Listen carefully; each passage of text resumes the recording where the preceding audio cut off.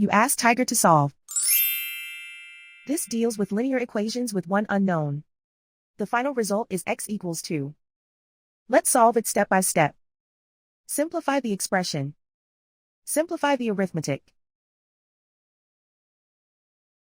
Group the coefficients. Convert the integer into a fraction. Combine the fractions. Combine the numerators. Swap sides.